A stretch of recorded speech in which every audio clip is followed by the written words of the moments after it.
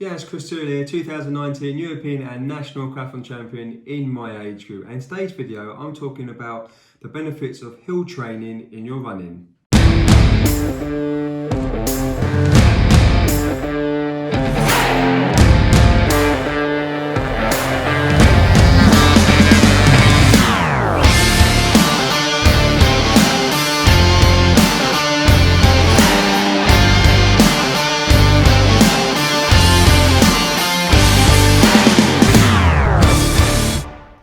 Welcome to the channel and welcome back if you're a subscriber. So on to the video, and today's video is about hill training and the benefits of hill training in your running and why it's important. So firstly, there's loads of different sessions that you can do for in hill training, but why is it important to do? So there's some key factors into this, and the first key one is that it does make you stronger and keeps you injury free, well, to a minimal.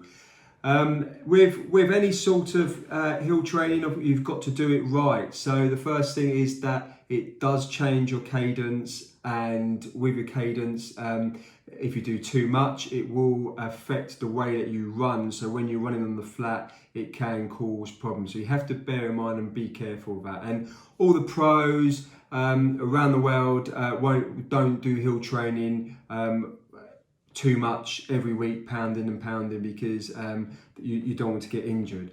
So I'll go through about my background, what kind of hill training I recommend and stuff. But now the reason why it's important to do hill training is because it does make you stronger. Of course, I did say that it does make the injuries, prevents injuries, keeps them to a minimal, but it does make you obviously stronger, and therefore you will get faster.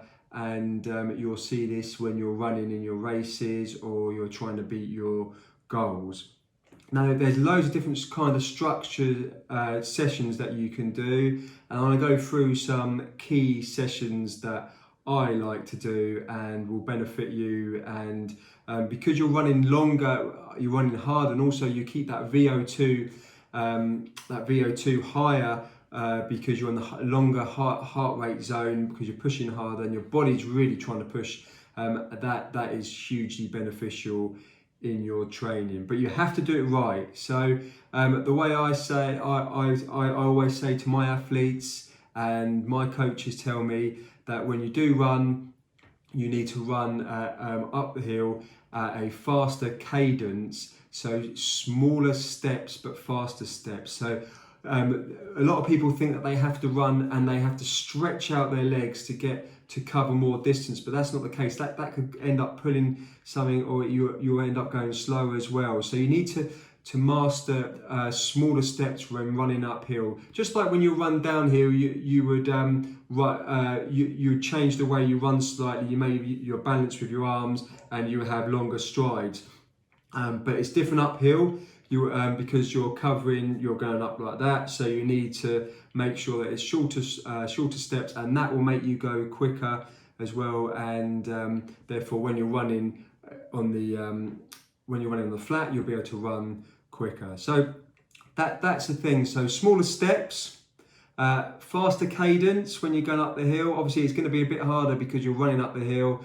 And also pumping them arms as well, working them arms, making them arms work hard, so your body carries you up, because obviously you're working against gravity, and you want to get to the top of the hill and felt like you've actually worked out and you've done the session. So with the hill reps, hill sessions, I use them. I normally have them as a key session in my program. Now, I wouldn't, if I'm doing them for the whole month, I wouldn't do them for the whole month. I'd do what I do in my training. So if I'm doing 4 sessions a week of running, and there'd be 3 easy sessions in there with 1 interval session, for example, I would do on the Tuesday, I would do the hill session, and the following week I'll do the same hill session, but I might add a rep, for example, and then I won't do that for another couple of weeks. So I don't do too much. But obviously my longer runs, they might incorporate some hilly routes. I do a lot of hilly routes, but of course I keep the heart rate down. So that's for another video. So in regards to what you're doing with reps, right, so my favourite session is that I go to a hill where my running club do their reps, and it's about 400 meters, and it's quite steep. It's quite steep, so it starts off quite steep, then it flattens out, then it climbs again, so that's good. Now, how do you do that sort of session? Now, that takes me about a minute, roughly a minute and a half to get to the top, and I go quite hard, so I go 5k pace or faster, and all the way up, and then when I get to the top of the rep, I come back down, but I do my recovery. So my recovery is slow running, so just a jog. I'm practically walking down. Now the reason that is because I'm going up the hill, I should be going slower down the hill. So for example, if I'm running 1 minute 30s up the hill,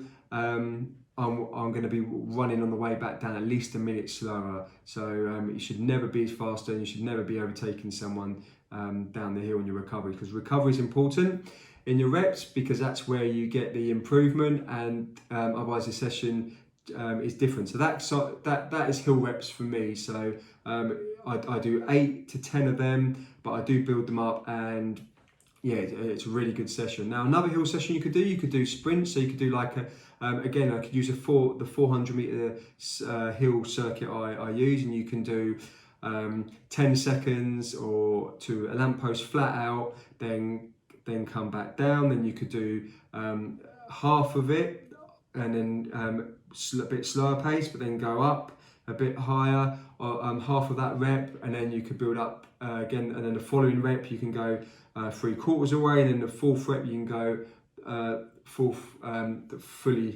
the full way up to the hill, and then you just do your recovery again, really slow recovery back down. Now with that sort of training, that's different because you're sprinting and you're going to different speeds. So again, the reps would be I would be doing 2 lots, so I'll be going 2 lots of that circuit, and that's a real hard session. Now you can move into like a threshold run. That can be quite hard, challenging one. So you could do like a 20-minute circuit or a loop around the hill. It could be like a 1k loop. So therefore you hold back, you go up the hill, but you hold back slightly. So it should feel hardish, but not too hard. So you do 20 minutes of it. And then on the way back down, you do the same pace that you would do when you go up. So you get a slight recovery, but that's not the purpose of the session. You're building your stamina, endurance, and obviously it's a threshold session. So you do that for 20 minutes, and of course it does start feeling very hard towards the end. But of course you do the same pace up all the time, and then the same pace going down.